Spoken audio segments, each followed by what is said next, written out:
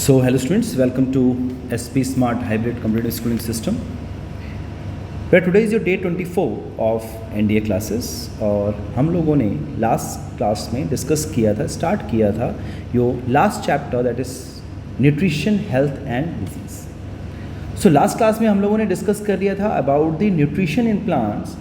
आज के लेक्चर में we have to discuss about the nutrition in animals. ठीक है. तो अगर हम न्यूट्रिशन इन एनिमल्स की बात करें तो व्हाट इज़ न्यूट्रिशन, इससे पहले हम लोगों ने डाइजेस्टिव सिस्टम पढ़ लिया है ना, कि एक ह्यूमन जो है वो एक एनिमल जो किस तरीके से फूड को इंजेस्ट करता है, किस तरीके से उसे डाइजेस्ट करेगा, है ना, फिर उसे कैसे एब्जॉर्ब करेगा, एसिमुलेट करेगा और एक्सक्रीट करेगा. ये प्रोसेसेस हम लोग पढ़ चुके हैं. सो आज हमने डिस्कस करना है nutrition in animals. It is a biochemical process in which animals derive nutrients in the form of organic and inorganic substances for the proper maintenance and for all metabolic and catabolic activities occurs in the body. तो एक animal जो है वो किस तरीके से nutrient को use करता है ना, एनर्जी डिराइव करता है किससे, ऑर्गेनिक एंड इनऑर्गेनिक सब्सटेंसेस से, ताकि जो उसका लाइफ है, जो उसके अंदर की जो मेटाबॉलिक एक्टिविटीज़ जो है, कैटाबॉलिक एंड एनाबॉलिक एक्टिविटीज़ जो हैं वो हो सके अच्छे से. सो न्यूट्रिशन की अगर बात करें तो it is divided into 3 types. सबसे पहली बात आती है होलोजोइक. होलोजोइक का मतलब क्या है, जैसा कि न्यूट्रिशन हमारे अंदर होता है, this literally means feeding like an animal. Holozoic nutrition is a mode of heterotrophic nutrition in which an organism takes the complex organic food material into its body by the process of ingestion. किस तरीके से solid food जो है वो ingest करता है, which is then digested, absorbed and assimilated in the body cells of the organism, जिसे हम लोग डिस्कस कर चुके हैं डाइजेस्टिव सिस्टम ऑफ ह्यूमन के अंदर. तो होलोजोइक न्यूट्रिशन 3 तरीके से हैं. हार्बीवोर जो कि हर्ब्स पे फीड करते हैं, प्लांट्स पे फीड करते हैं.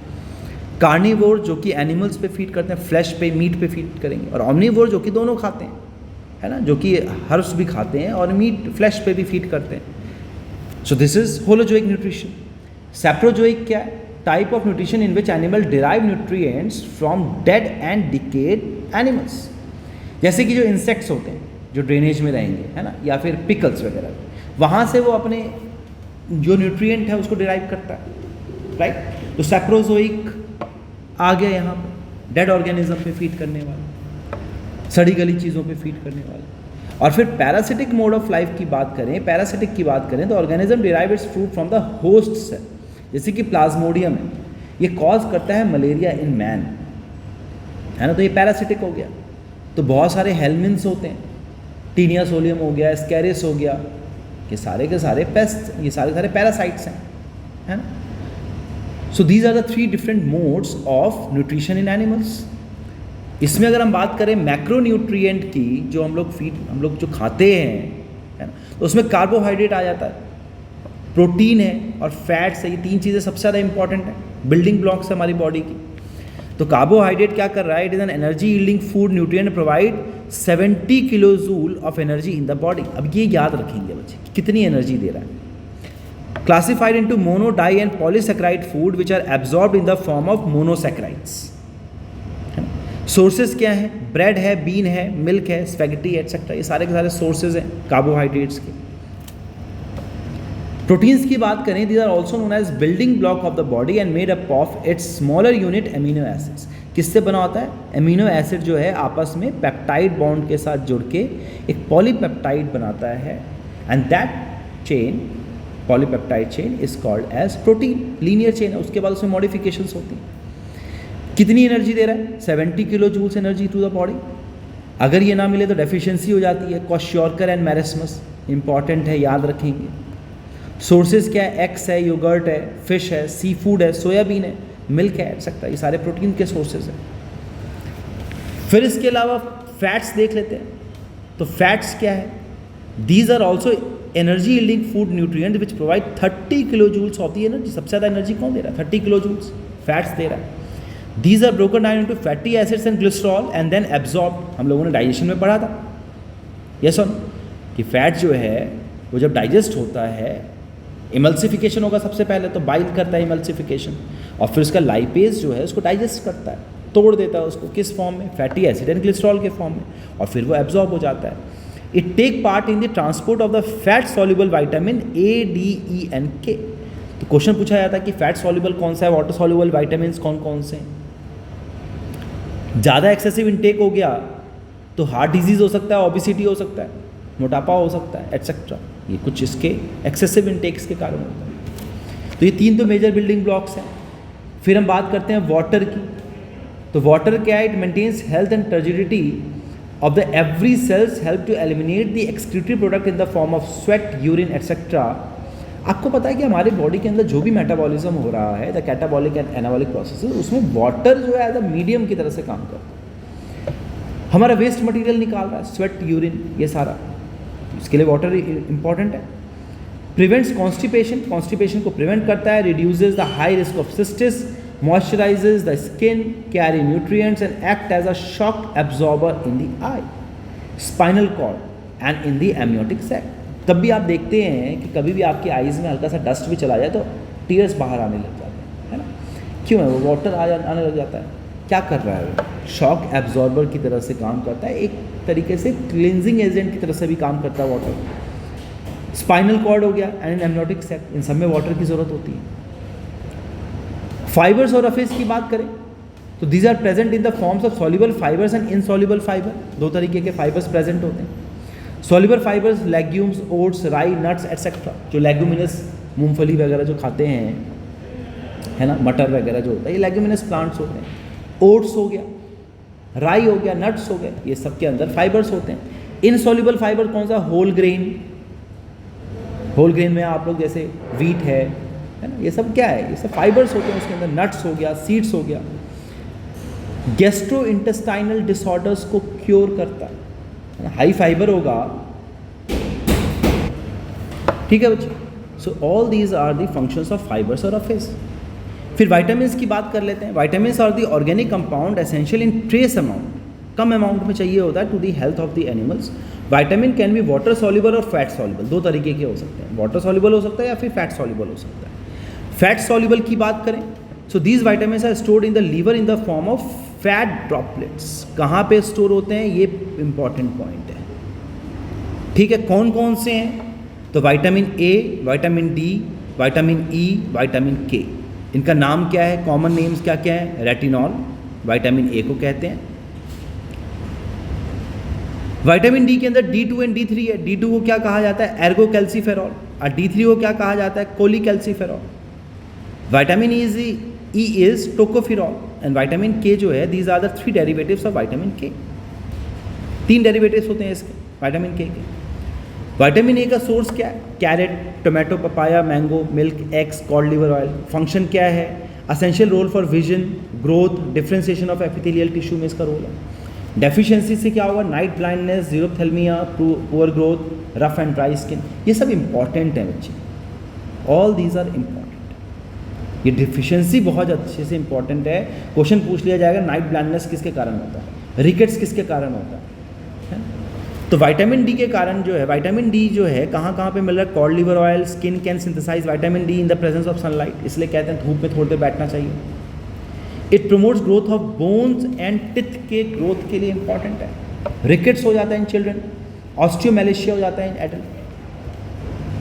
विटामिन ई किस में प्रेजेंट है, wheat germ, green leafy vegetables, fats of vegetable origin. Function क्या, act as a good antioxidant, essential for normal functioning of the reproductive organs. के नॉर्मल फंक्शनिंग के लिए विटामिन ई जो है वो इंपॉर्टेंट है. अगर ये ना मिले तो क्या होगा, रिप्रोडक्टिव फेलियर हो सकता है, मस्कुलर डिस्ट्रॉफी हो सकता है, इंक्रीज्ड हीमोलाइसिस हो सकता है, leading to macrocystic anaemia. Right.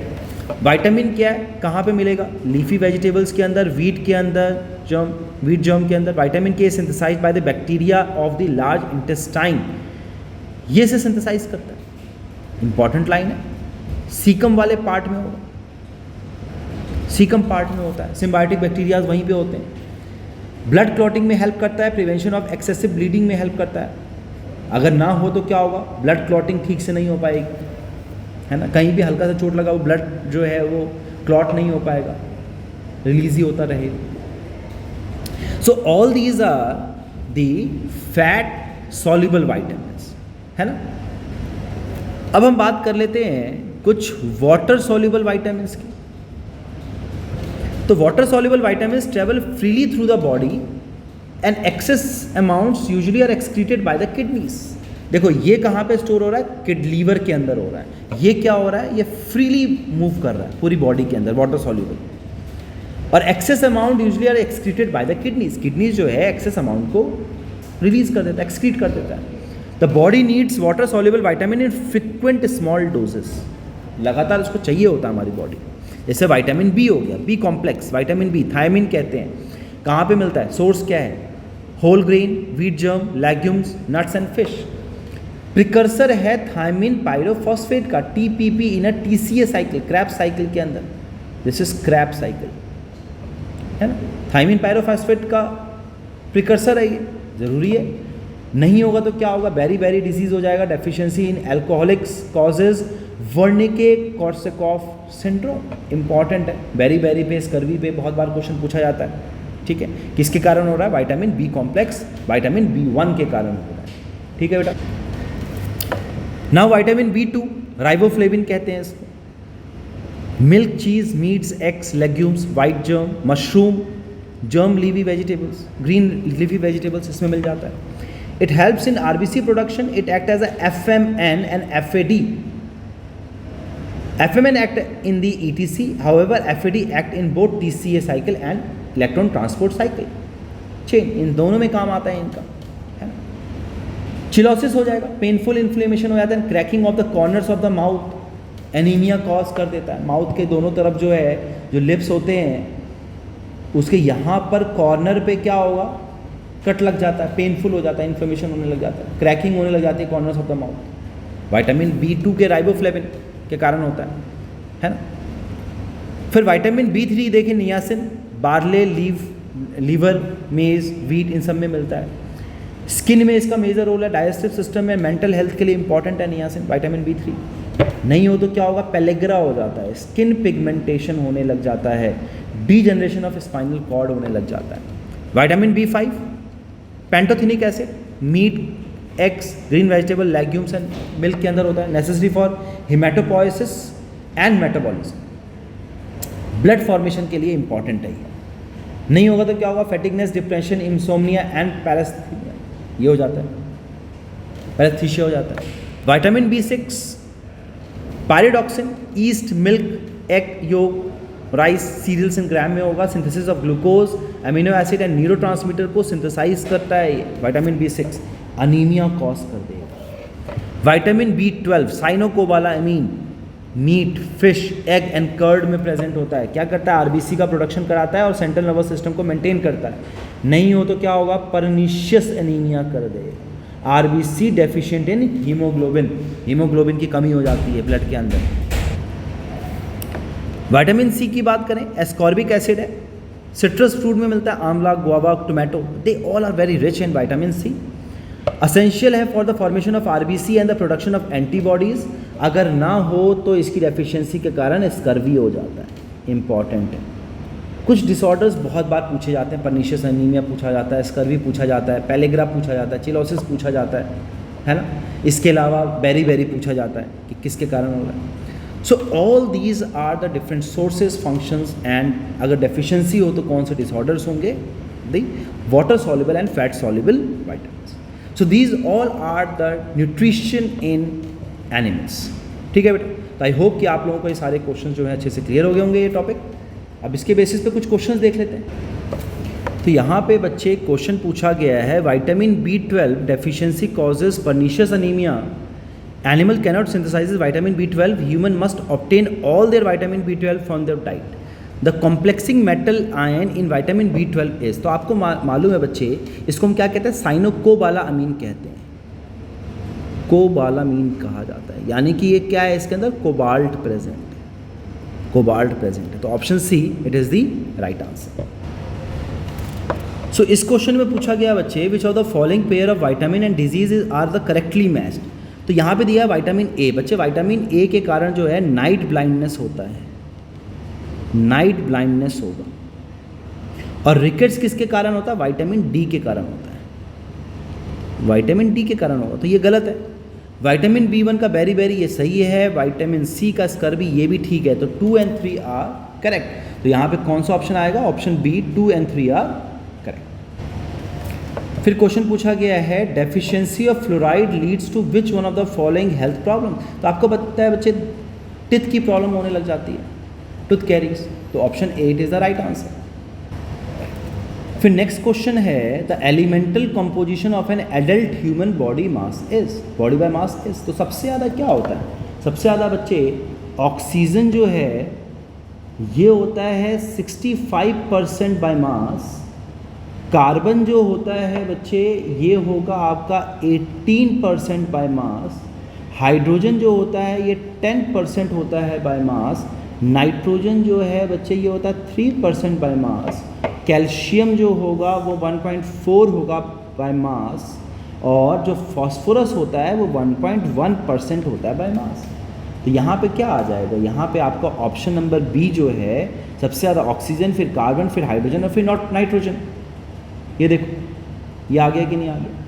तो option B it is the right answer. ठीक है बच्चे। फिर है bleeding of gums, falling of teeth, fragile bones and delayed wound healing occurs due to the deficiency which of the following vitamin. तो ये किसके कारण होता है बच्चे? ये विटामिन सी के कारण होता है। Option A is the right answer. क्या है? स्कर्वी कॉज करता है, ये स्कर्वी कॉज करता है ना। और स्कर्वी कैसा डिजीज है जिसके अंदर ये सारी चीज़ें होती हैं, ब्लीडिंग गम्स होते हैं, skin spots, swelling in joints, immune system को भी इफेक्ट करता है और फेटल होता है कभी कभी एक्यूट कंडीशंस के अंदर। ठीक है बच्चे। फिर अगला क्वेश्चन है which one of the following element is involve in the control of water content of the blood. कौन करता है बच्चे? वाटर जो कंटेंट, वाटर कंटेंट है ब्लड में, कौन कंट्रोल करता है? किडनी करता है। और किडनी का सबसे बड़ा जो रोल आता है वो सोडियम एंड पोटेशियम का मैनेजमेंट है। इसका बैलेंस होना चाहिए, सोडियम एंड पोटेशियम बैलेंस होना चाहिए बॉडी के अंदर। तो यहाँ पे आपका ऑप्शन क्या आ जाएगा? Option number A it is the right answer. Potassium इसको बाहर निकाला जाता है ना, सोडियम को रीअब्जॉर्ब करते हैं और पोटेशियम को, potassium H+ ion and urea ये मेजर कंस्टिट्यूएंट होता है ना यूरिन का, जो कि एक्सक्रीट आउट किया जाता है, वेस्ट मटेरियल है ये। So option A it is the right answer. फिर देखिए NDA 2017 में क्वेश्चन पूछा गया है which of the following vitamin has a role in blood clotting. हमें पता है बच्चे कि विटामिन के जो है वो ब्लड क्लॉटिंग में बहुत इंपॉर्टेंट रोल प्ले करता है। कैसे? इट एक्ट एज अ को फैक्टर की तरह से एक्ट करता है for the enzyme to bind with calcium ions, है ना, to which is required for the activation of coagulation factor such as prothrombin. Prothrombin को एक्टिवेट करने के लिए काम आता है ना, फॉर इट्स एक्टिवेशन, इसके एक्टिवेशन के लिए काम आता है। तो विटामिन के इज द राइट आंसर। फिर देखिए रिसेंटली 2019 में क्वेश्चन पूछा गया है which one of the following disease में be caused by the deficiency of vitamin C. तो अभी हम लोगों ने देखा कि विटामिन सी की वजह से बच्चे कौन सा डिजीज़ हो जाता है? विटामिन सी की वजह से जो है स्कर्वी होता है, स्कर्वी हो जाएगा। So option D it is the right answer. ठीक है, जो कि एस्कॉर्बिक एसिड की वजह से होता है, इसकी कमी के कारण हो जाता है। तो वीकनेस होने लग जाएगी, एनीमिया, गम डिजीज़ हो जाएगा, स्किन प्रॉब्लम्स हो जाएंगी। बिकॉज क्यों? विटामिन सी ज़रूरी होता है कोलेजन बनाने के लिए, जो कि कनेक्टिव टिश्यू का एक बहुत इंपॉर्टेंट कंपोनेंट है। सो यहाँ पे option D it is the right answer. So this is all about the different previous year questions and practice questions related to this nutrition in animals. I hope बेटा आप लोगों को ये सारे points अच्छे से क्लियर हो गए होंगे। कोई डाउट होगा बच्चे तो डाउट क्लास में पूछेंगे। So God bless you all, take care, thank you.